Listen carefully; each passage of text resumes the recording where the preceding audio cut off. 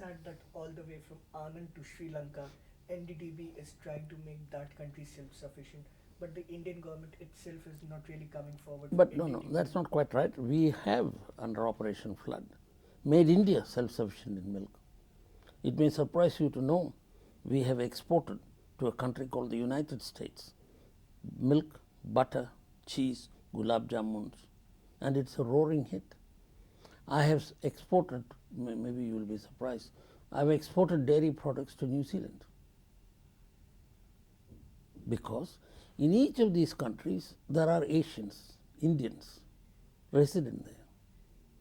For some reason they think Amul cheese is better than the New Zealand cheese because they are used to this flavor. So our export this year would be about 11 crores of rupees of dairy products. This is not, this is over and above what we export to Middle East, to Asian communities here and there. So you can see India is tailor-made to make a big impact on dairying, because we have the largest cattle population in the world. We have millions of farmers who want some employment.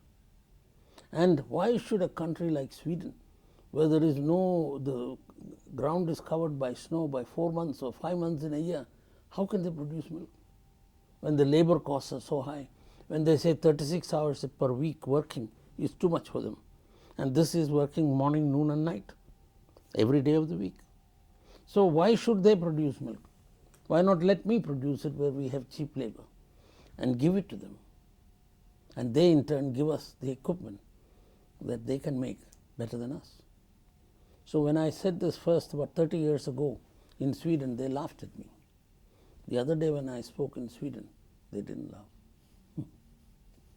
Okay, finally, how does it feel to be like one of the important man behind Amul, the taste of India? You see, yeah, I am one of them, but you please understand, I had no qualifications in dairying. I studied metallurgy and nuclear physics. My ambition was to become a nuclear engineer, but I had the good sense to know that I did not know. So I built a team with me who knew dairying, and they were an outstanding team. I had 7 PhDs from 7 foreign universities in dairying, helping me to build Amul.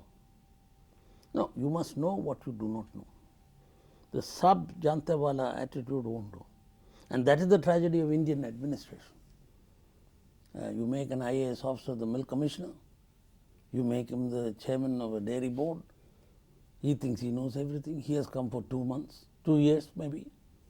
By the time he knows a cow has 2 ends and which end of the cow is more important, he is transferred. Now that is no way to run it. Should the Secretary of Agriculture be a man who does not know agriculture?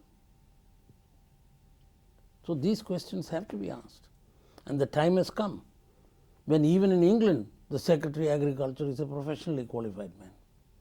Why not here? So our biggest labor union, the most powerful labor union, is the IAS Association. These have to be broken down.